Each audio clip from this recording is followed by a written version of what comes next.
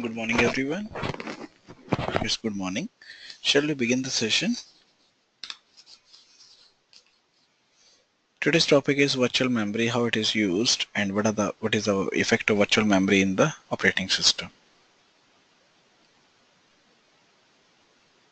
Okay. So next is or the first part is the virtual memory, how virtual memory will be used, and how it is enabled to use with the virtual memory, and how it is useful in the operating system. So in chapter number 8, we discuss various memory management techniques. Now, all the strategies that is used with the same goal to keep many processes in the memory simultaneously to allow multiprogramming. That means more than one process are executed in the same process to allow the multiprogramming. However, they tend to require that an entire process must be in the memory before it can execute. So there is a technique that allows execution of the processes that are not completely in the memory. And one of the major advantages is that programs can be larger than the physical memory. Further, virtual memory abstract the main memory into extremely larger parts, uniform area of the storage, separating the logical memory as viewed by the users from physical memory. And this technique frees the programmers from the concern of the memory storage limitations. Virtual memory also allows the processes to share files easily and to implement the shared memory. In addition to this, it provides an efficient mechanism for the process creation also. Now this is the background that is available. So there is a memory management procedures algorithm that are necessary because of the one of basic environment requirements. The requirements must be in the physical memory to be executed seems both necessary and reasonable, but it is also unfortunate since the limit of the size of the program to the size of the physical memory. And when we say about the examination of the real program, that shows that many cases the entire program is not executed, is not needed. For example, consider the following program. Program often have a codes to handle unusual error conditions. Since these errors are the fruitful errors, we can say, so this is required with the requirements of the data. Now let's see what are the various requirements for the virtual memory. So requirement that instructions must be in the physical memory to execute it seems both necessary and reasonable, but it also unfortunate since it limits the size of the program to the physical memory. Why? Because if I'm storing the program that is only one of the physical memory, or that is one of the program to the size of the physical memory. In fact, an examination of the real program shows that in many cases, the entire program is not needed. That is not required considering the following programs. Now, program often have a code to handle unusual error conditions, and since these errors seldom if occur in practice, this code is almost never executed. Arrays, lists, and tables are often allocated more memory than they actually needed, and the array may be declared 100 by 100 element. That means we are using 100 by the 100 element. We are using that is larger than the 10 by 10 element. This is one of the example of the virtual address space. These are the various pages in the virtual memory. Then there is a memory map. It goes to the physical storage. That it goes to the database. This diagram shows virtual memory that is larger than the physical memory. So one is a virtual address space of the process that has the logical view of how the process is stored in the memory. And this also allows the people or the files and the memory to be shared by two or more processes to the page sharing. This leads to the following benefits. One is the system libraries. One is a virtual memory that enables the processes to share the memory. The next one is the demand paging that executed, or there is an executable program that might be loaded from the disk into the memory, and one option is to load the entire memory in the physical memory at a program execution time. However, a problem with this approach is that we may not initially need the entire program in the memory, but we consider a program with a list of the available options from which the user had to select or have to select what are the various options that is available with the entire memory.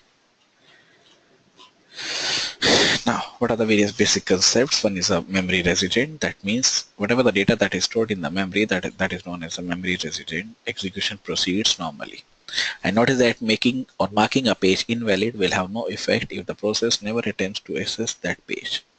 Hence, if we get right and page in all and only those processes that are actually needed, so the process will run exactly as they are put in all the pages. And while the process executes and assesses the pages as a memory resident, execution proceeds normally.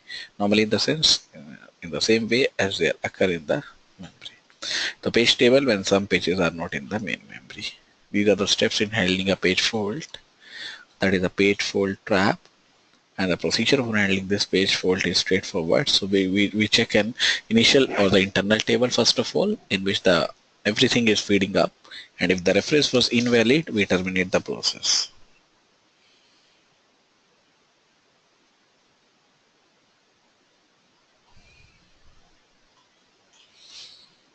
Now the hardware to support the demand paging is the same as the hardware to support paging and the swapping. So one is a page table.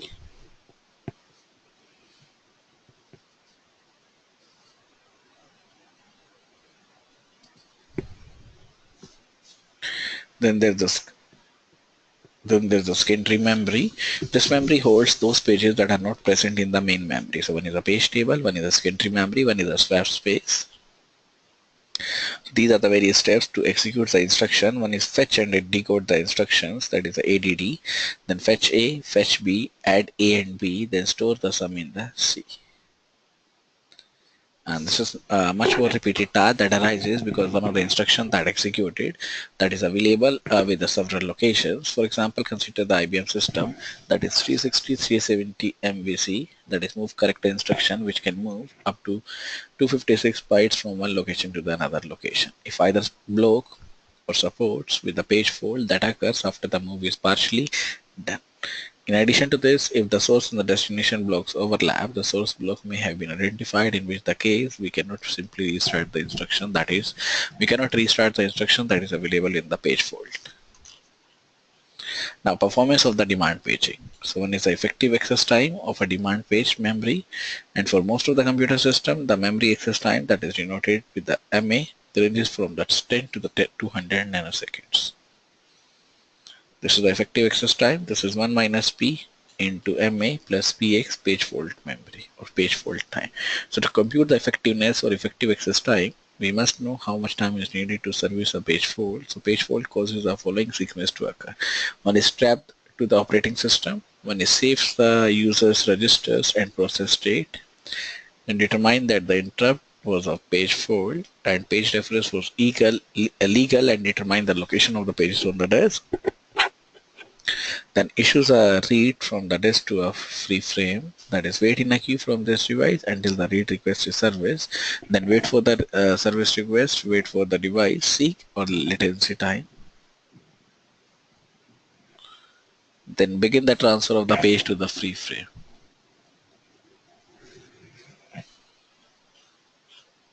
Now, in any case, we are faced with the three major components of the page fault service system. One is service the page fault interrupt, then read the page, then restart the process.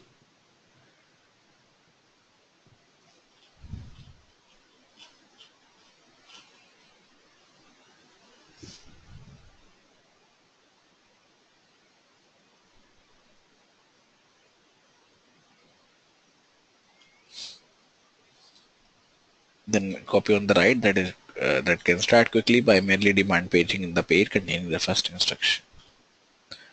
This is before process 1 modifies the page C.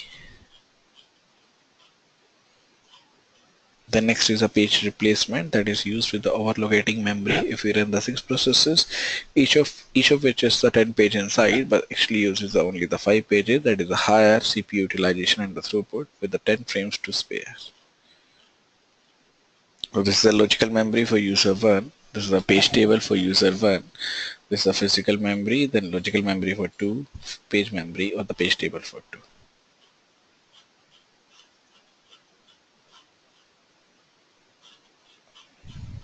Now, first is a FIFO page replacement, that is first in, first out. For example, reference string out 3 frames are initially empty. The first 3 reference, that is 70 or 701, causes the page fault and are brought into the empty memory. The next reference 2, then 7, then page 2 is brought into this one. This is 701, then 2, 0, 0, then 3, 2 minus 3, 1, or 2, 3, 1, then 0. This is the first in, first out. The next is the optimal page replacement. That replaces a page with the page frames. Then LRU, least recent used page algorithm.